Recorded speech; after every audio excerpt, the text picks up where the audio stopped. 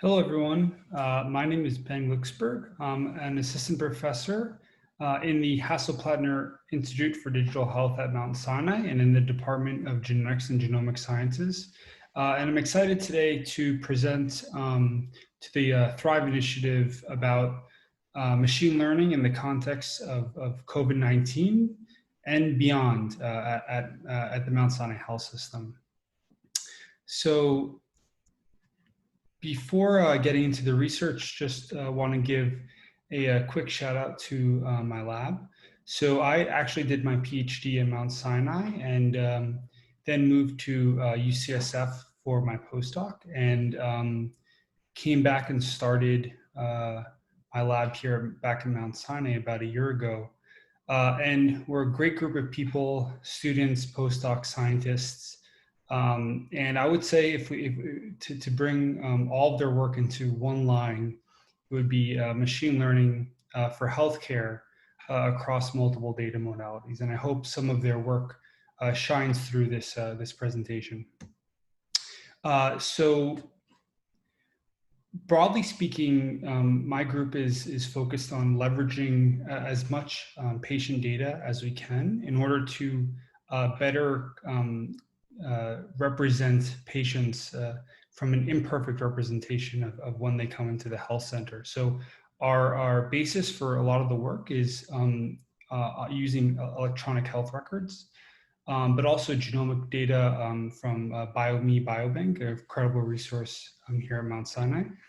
Imaging data such as X-rays and MRIs from the Imaging Research Warehouse, another phenomenal resource, and electrophysiological data like ECGs and EKGs, text from clinical notes, and public multi-omic data sources such as links.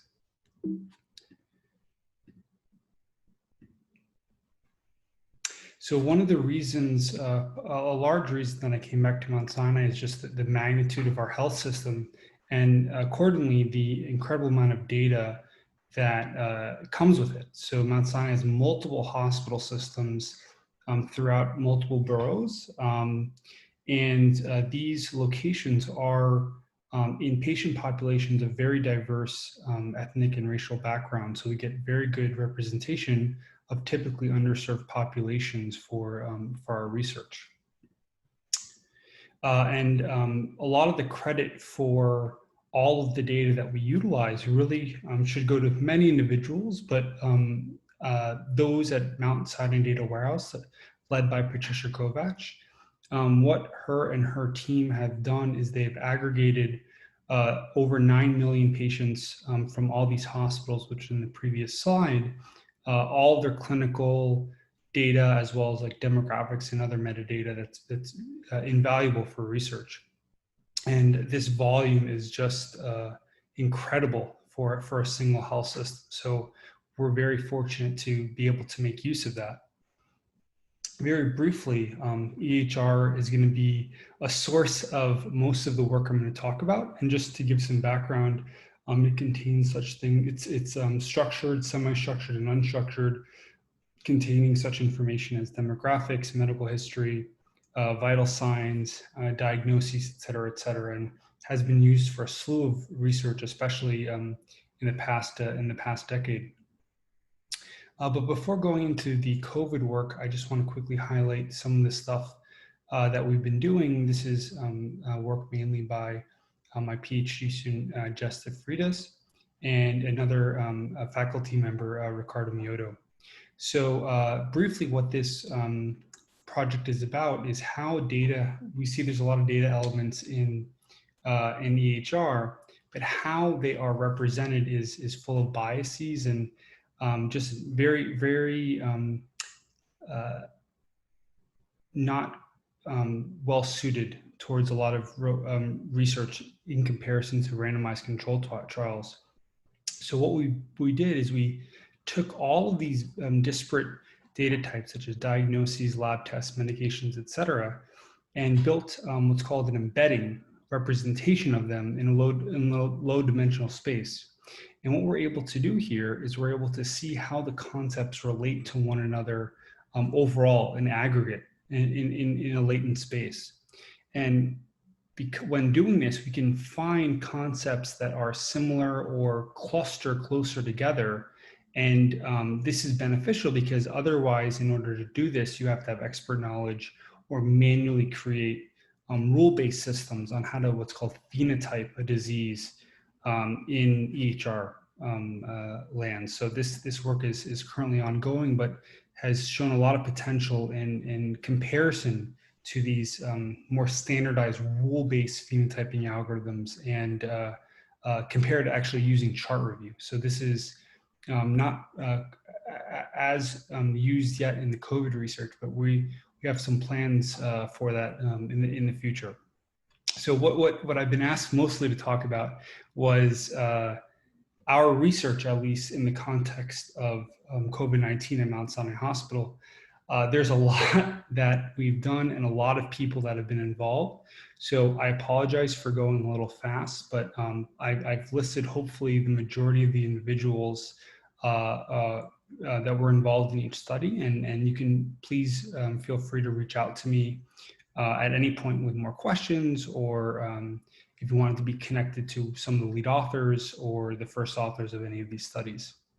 So one of the benefits of starting a new faculty career in the midst of, or right before this terrible pandemic hit, is I was able to devote a lot of my time, energy, and resources towards helping us, the health system battle and learn from its data.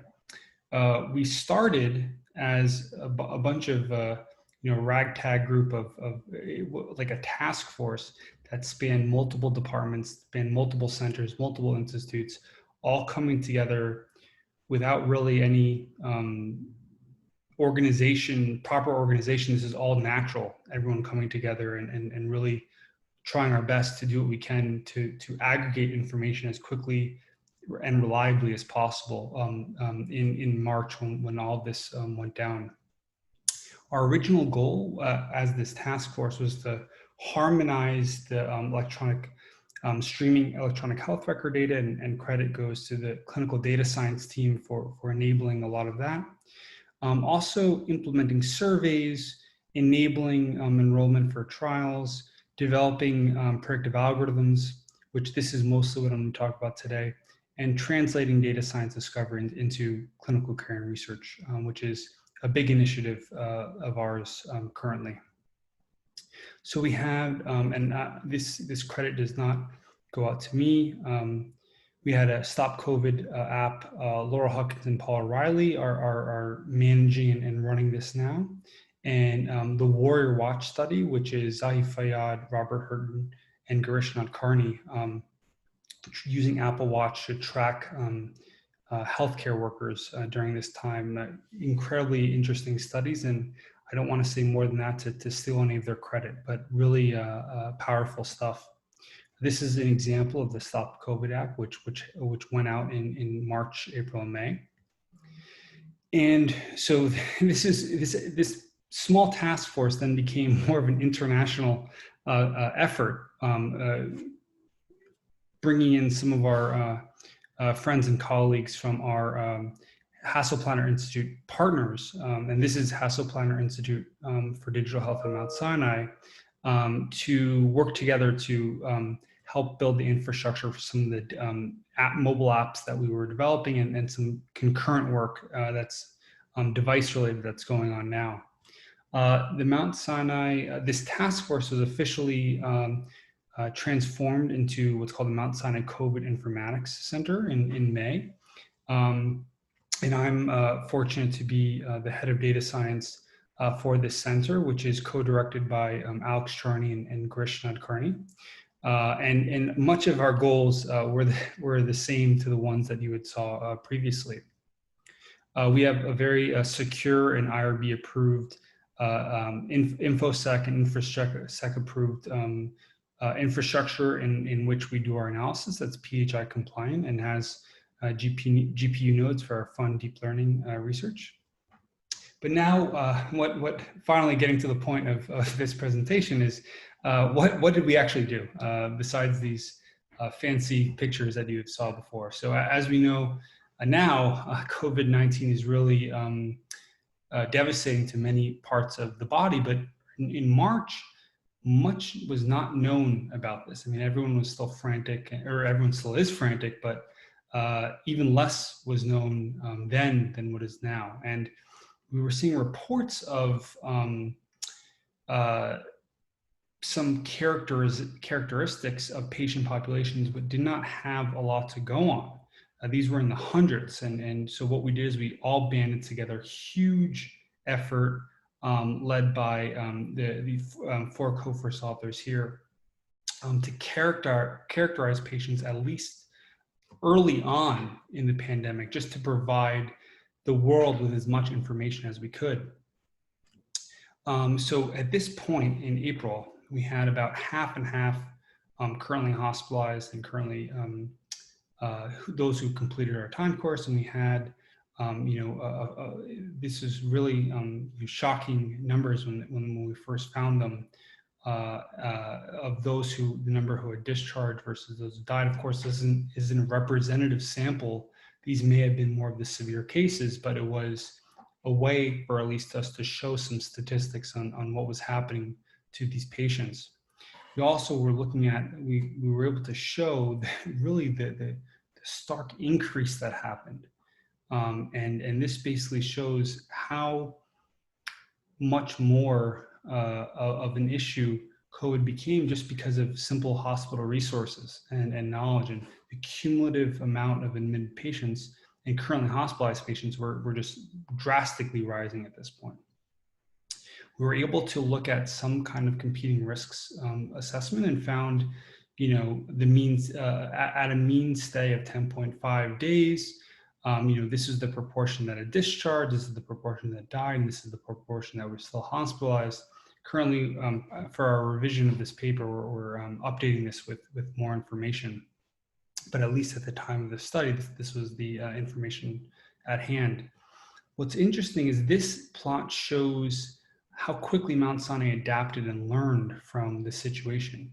Up here we have information on hemoglobin, the number of orders for hemoglobin, and we see that they're a high proportion throughout this era, and this is pretty standard and should be the case. But these other lab tests, which were not yet implicated in COVID, soon became added as a panel in EPIC. And soon we see rises of the proportion of people over time that were given these tests, showing that Mount Sinai quickly adapted and learned what features were important to assess severity and guide treatment and guide care. So that was a more broad one. We did a lot of work in the cardiovascular implications of COVID-19, involving many of those in the cardiology department, specifically Dr. Fuster and Dr. Lala, and Dr. Narula, among many others. But one of the early papers that came out was looking at the rates of myocardial injury in COVID-19, showing how many people with mildly elevated troponin levels, elevated troponin levels, and outcomes of those with myocardial injury from this. This is a paper in JACC that was led by Dr. Lala and Johnson.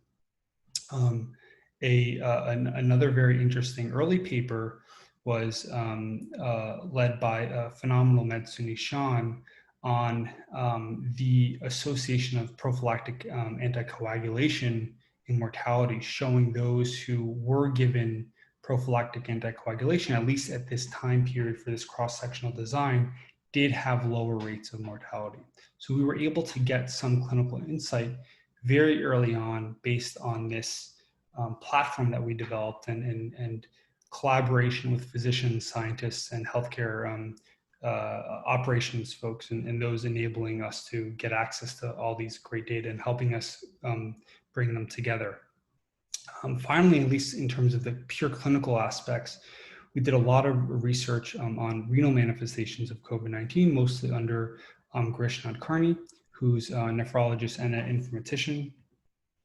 But this picture again, just showing that the kidneys, of course, are known to now be very impacted by COVID-19. And this is a paper published in JASN by Dr. Chan and Chaudhary, and just showing the rates of overall and ICU admissions by different stages of AKI. And we're seeing, of course, what you might expect, that those with higher, with stage 3 had higher ICU admissions rates. But again, this wasn't really shown before. So it's adding any data and information to this disease is helpful to inform others. We also found patient characteristics associated with stage 3 AKI, which you maybe might expect, having chronic kidney disease, higher potassium levels, lower albumin levels, and again, part of this paper. And looking at, of course, what I think a lot of people are interested in is the outcomes, looking at much higher rates of ICU admission, the use of vasopressors, use of ventilation, much higher rates of in-hospital mortality. So again, pretty straightforward study, but very important to show what's happening to these populations. And we're seeing very high rates of this. So it is very, very important to characterize. More of the work that my group has led, but in conjunction with many others, is machine learning in the context of COVID. And this is a paper that's in revision about predicting mortality and critical events from admission. And this could be useful to prioritize resource allocation, to help guide treatment decisions, to, I guess, just make the care more directed, ideally with this is more of a retrospective study, but with further and more of a prospective design, this could hopefully be helpful to aid physicians and healthcare professionals in guiding treatment. So what we did, this is by a postdoc and myself and Grishna Adkarni's group, Akhil Vaid, who really led large parts of this study, where we had about 3,000 COVID-19 patients, and we had different forecasting time points. So looking at can we predict what's going to happen in 3 days? Can we predict what's going to happen in 5 days, in 7 days, in 10 days post admission? And we have features that you would think would be used, such as demographics, labs, etc. We had 5 hospitals as part of the Mount Sinai health system that we had access to: Mount Sinai Hospital, Morningside, Brooklyn, Queens, and West. And so we designed this study on building models from Mount Sinai Hospital and seeing if they can generalize to other populations. We did this in 2 ways, looking at building in one and applying another, and also looking at 2 time splits. So looking at models built on one time period, and how well do they work on patients that were later admitted, both at Mount Sinai Hospital and separately in these other hospitals. So really 4 experiments that were being run here. We see that these models are not perfect, but we are getting relatively high AUROCs, and showing that a XG boost, a boosted decision tree based model, is able to outperform more traditional statistical baselines like logistic regression and lasso in the prediction of mortality and critical events, which would be discharge to hospice, intubation, and mortality and transfer to ICU. So we're encouraged to find that, at least in our training data and cross-validation, that we were able to predict reasonably well what was going to happen. This is at a single time point. This is at 7 days, but we found similar patterns for other days as well. When we get to our validation sets, performance suffers a little bit, which is often what happens. Also, we had a little bit lower sample size than you would like for a lot of machine learning experiments, but at least for both internal and external and prospective validations, we are still seeing somewhat similar signal as we saw in our first experiment, giving us confidence that the models built actually do generalize quite well, even though it's the same hospital system. It's different hospitals, but one health system. So what's also really cool, and this is with this beautiful figure, it was made by Dr. Alan Justin, another phenomenal med student, Sulman Samani. And what's going on here is this is what's called the SHAP plot, in which it's what the XGBoost model is using in terms of feature importance in prediction of these mortality and critical event outcomes. And we see, for instance, we saw this before, but acute kidney injury was actually very important, and to the model at least, in predicting mortality and such things as like age, CRP, and ion gap, with the darker colors being more important, or the feature value being high for critical events at 7 days. We could see how this looks over certain values, and how the patterns kind of are not linear and change. So Suleiman also did another really cool plot where we look at the interactions between variables. I'd be happy to share the paper that goes into this a little more. I would love to talk at length about this, but we don't have really a lot of time. But it's just looking how two variables in consideration of each other, how the model interprets those. So of course, limitations of the study. This is not operationalized. There's different proportions of events by sites, and the populations, for instance, in China or Italy or, Spain, are going to be pretty different to those in Mount Sinai Hospital, but still it's a very diverse cohort. So we're encouraged by our results. Moving one step beyond, the last point I made was that these may not generalize to other hospitals, but the problem is sharing data from other systems is very hard because of privacy concerns, safety concerns, et cetera. And one way that is used commonly to get around this, I guess not really get around this, but to do this in consideration of these concerns, is what's called federated learning. And this is a paper that's in review now by the postdoc Akil and another phenomenal med student, Suraj. And what federated learning is just this idea of a federation, that things are separate but can be brought together to be learned in some safe and safe procedure. And I'll just describe what that means. But what we took is we took our same data admission, the same outcome, mortality at 7 days, and our data source at 5 Mount Sinai facilities. And what federated learning does is it learns models independently at each local sites and transfers the parameters of the models, not the data itself, but just the parameters, to a central aggregator, which does the machine learning. And this, we use both a lasso model and a multi-layer perceptron, and passes, so the weights and the biases go to the central aggregator, which does the machine learning and does a weighted average, passes them back to the local sites. Evaluation is on how bad, how good, pass it back, do the updated weights and models of the federated averaging, send back, and evaluate until you reach some threshold in which you're confident that it's learned what it can. And we compare this to learning at local sites separately and combining all data into one, which is not possible really for these kind of experiments, but just in as an upper bound of what performance could be.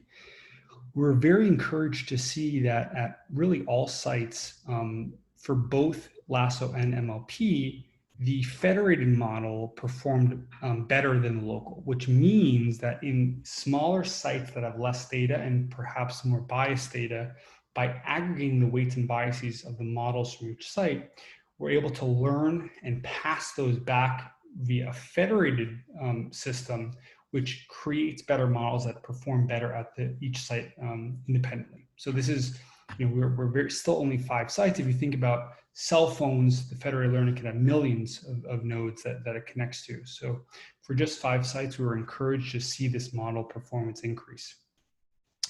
Another project that I'd like to quickly talk about is, many of you may have been wondering, it's like, how useful is a machine learning model that predicts at admission? Lots of things change, medication orders are given, random fluctuations, entropy, and events that change wildly during the time course of their treatment can radically alter prediction. So wouldn't it be better if we had a real-time, like a time series-based forecasting of these events? And this is work with many people, and actually the clinical data science team led by Matt Levin and Robbie Freeman have implemented some of these machine learning algorithms in operation already, in silent pilots and some of them in operation. It's really impressive what they've been able to accomplish. And hopefully some of these time series models that we're building can also be operationalized in the future. So as I hinted, our postdoc Akil also built some not single time point prediction models, but evolving prediction models. And what this means is we have different days of since admission or since patient was admitted with COVID. We have a moving window where we take data from the prior windows and predict to a next window, and that could be a few hours. And in this, you can see that the window moves. So right now, we're only considering about 2 full days worth of data and predicting on the next 12-hour chunk. But these can be modified as we continue to refine this experiment. But so as I said, what we're happening is we have one of 3 outcomes: death, discharge, or continued stay at hospital, which is probably going to be the most common. And I'll get into that a little bit later. But we also have static data that doesn't change, past diagnoses, comorbidities, ethnicity, race, gender, sex, and age. And we have data that does change, looking at vital signs and lab features. And so what we do is we take, a mean, standard deviation, et cetera, as a sparse matrix within a window, and using that so like we would have data here, here, here, here, and used in a longitudinal model. Specifically, we're using a recurrent neural net called LSTM, long short-term memories, to model the vital and lab values. And we're using for the static data, we're using just a deep feed-forward neural network or a multi-layer perceptron to encode these static variables, concatenating them at the end, and then predicting as a softmax classifier, which I'll get into, one of 3 possibilities: whether a patient's going to die in this next window, whether they're going to be discharged, or whether they're going to continue to stay in the hospital. And of course, there is some nuance here about there's a decision to discharge, but I'll talk about that a little bit later as some of the limitations. So our goal is to, as I said, assess the probability of one of 3 events that it's like a multi-class problem, but they're also mutually exclusive. So you can't have one and the other. It has to be one of those 3. And what we do, so then what we do is each one is ranked as a probability, and we choose that label as the highest one. I will explain these results, but we have very high AUROCs for predicting death, discharge, and continued stay. The way we're modeling it right now is right aligning to an event, which is not how it could work in practice, just as a proof of principle that this can be learned. And also what I'll show I'll show in the next slide, as someone veers towards an event, it becomes easier and easier to disambiguate. So for instance, if someone's crashing, it's very easy to say, oh, they're probably not going to be discharged. Or, if everything's returning back to baseline, continued improvement, okay, maybe it's reaching a threshold that discharges the right decision. But what I want to focus on is really here a patient-specific example of why this could be useful. Not necessarily predicting the next event, which may be useful, but I think if you take a healthcare professional and they see vitals crashing in the prior window, it may not be too hard to predict that they might die in the next window. But what we might be able to learn because of this longitudinal nature, not the one that's happening right before. So we see here are the 3 probabilities for events over time: continued stay, death, and discharge. We see the probability for continued stay is high. So the model is thinking that the patient's going to continue to stay. Now a shift begins, a change begins, and the probability of death increases. and there's a switching point, and then the model predicts death. And it was right in this case, unfortunately, of course. And so what we're hoping, maybe not here, but looking back here, a few time windows back, can we learn features that are starting down this trend? Maybe some intervention can be done here. Maybe it's providing a digital biomarker on crashing or becoming worse, that some intervention could be used. I mean, as someone who's been personally affected by this virus, it's just would be so amazing. Any and all things that we could do to give healthcare professionals more insight to do their